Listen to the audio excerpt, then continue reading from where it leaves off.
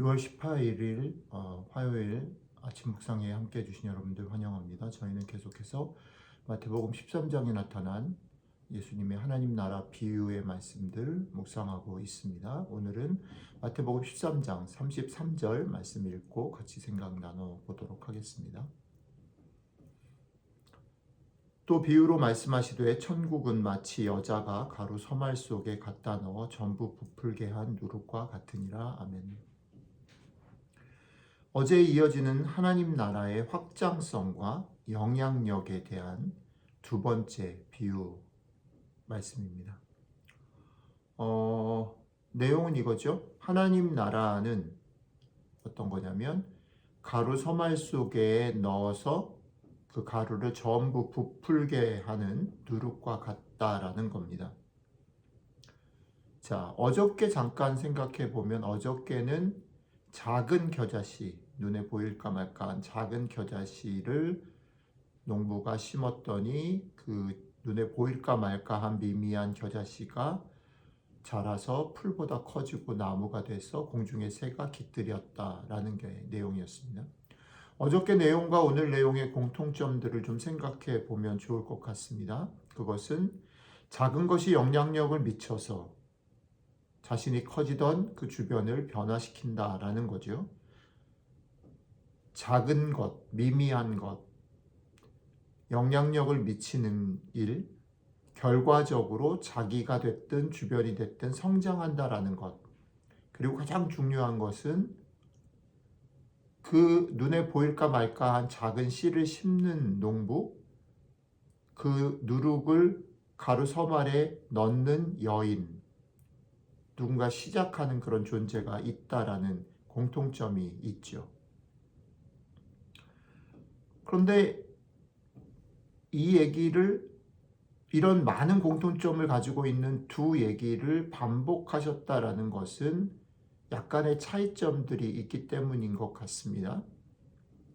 그 차이점들을 좀 생각해 보면 이런 것 같아요.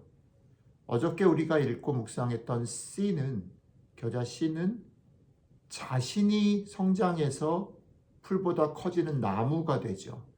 자신이 성장해서 나무가 되었을 때에 그 그늘 안에, 그 영향력 안에 새들이 와서 깃드는 거죠. 그 영향력을 보고 들어오고 또 그들이 혜택을 누리게 되는 거죠. 그런데 오늘 이 가루에 들어간 누룩은 조금 달라요. 그죠? 이 누룩은 이 가루 안에 들어가서, 이 자루 안에 들어가서 이 가루를 크게 만듭니다. 가루를 크게 만들 때 자기의 존재 자체는 어떻게 됩니까? 없어지는 거죠. 그러니까 자기 존재를 키워서 영향력을 발휘하고 그 혜택을 누리게 하는 길이 있고, 자기 존재를 죽이고 썩히고 녹여서 주변을 성장시키는 그런 모델이 있다는 거죠. 이 둘이 차이가 있는 거죠. 그렇게 생각해 보면 우리 주님께서 산상수훈에서 말씀하신 너희는 세상의 빛, 너희는 세상의 소금, 이 얘기랑도 궤를 같이 하는 것 같습니다. 빛은 드러내야 존재로 의미들을 갖습니다. 소금은 녹아지고 썩어져야 존재로서 의미를 갖습니다. 그러나 빛과 소금 둘 다 동일한 것은 세상을 위해서, 오늘 마찬가지죠. 작은 겨자씨는 자기 존재를 키워서 세상에게 영향력을 미치고 도움을 주고, 누룩은 자기를 녹이고 죽여서 세상에게 도움을 주고 영향력을 끼친다라는 겁니다. 이 땅 가운데서 제자로 살아가는 우리들, 이 두 가지 밸런스를 잘 생각해 보아야 한다라는 거죠. 지난 주일날 말씀드렸던 것처럼 우리는 세상 속에 있습니다. 그러니까 하나님으로부터 지혜를 구하고 그 지혜를 가지고 세상에서 우리의 신체적, 정서적, 사회적, 재정적, 영적 이런 힘을 키울 필요가 있어요. 그죠?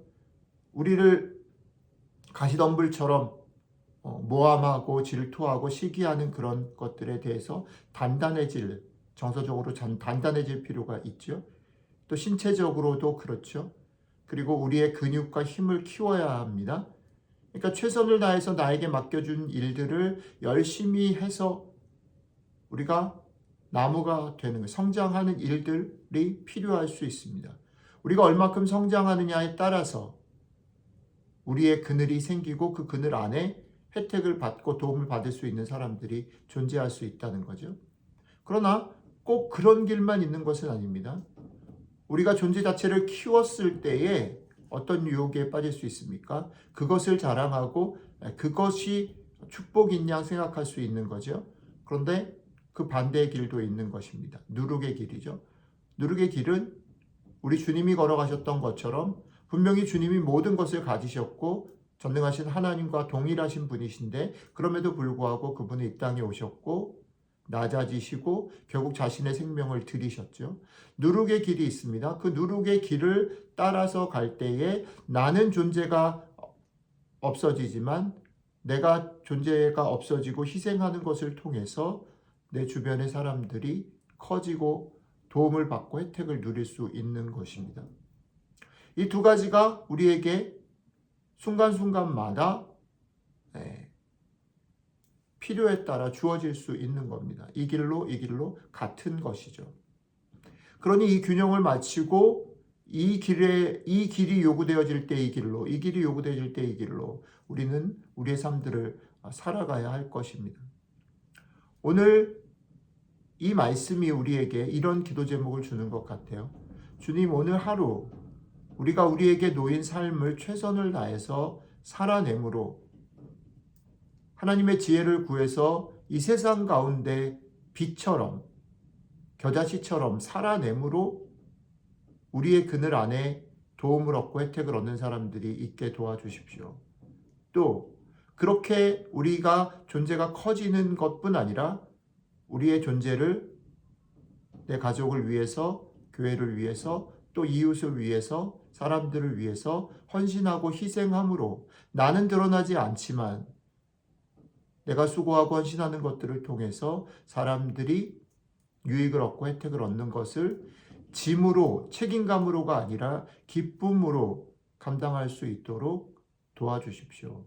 이 두 가지가 오늘 여러분들과 저의 기도였으면 좋겠고, 우리 하나님께서 이 기도를 귀히 여기셔서 오늘 하루 우리에게 선한 능력으로 이 두 가지를 감당할 수 있도록 허락해 주실 때에 우리 존재 자체로 주변에 있는 사람들, 이웃들을 기꺼이 섬기고 혜택을 누리게 하는 그런 복된 하루가 되시기를 주님의 이름으로 축복합니다. 기도하겠습니다. 이 하나님, 그렇습니다. 우리를 세상의 빛으로 소금으로 작지만 미미하지만 겨자나무로 또 가루서말 속에 들어가는 누룩으로 불러주신 주님. 우리가 우리 앞에 놓인 삶들의 최선을 다함으로 또 지혜로 그들을 설득하기도 하고 내 정서를 든든하게 하기도 하고 내 근육을 키워서 더 큰 그늘을 만들고 더 큰 울타리를 만들고 또 그 울타리와 그늘로 다른 사람들을 섬기되 때로는 내 이름이 드러나지 아니하고 내 존재가 희생된다 할지라도 그것을 의무감이나 두려움이나 힘듦으로가 아니라 기쁨으로 감당할 수 있는 그런 저희들이 될 수 있도록 오늘 하루도 함께 해주시면 좋겠습니다. 감사드리며 우리 주 예수님 이름으로 기도드렸습니다. 아멘.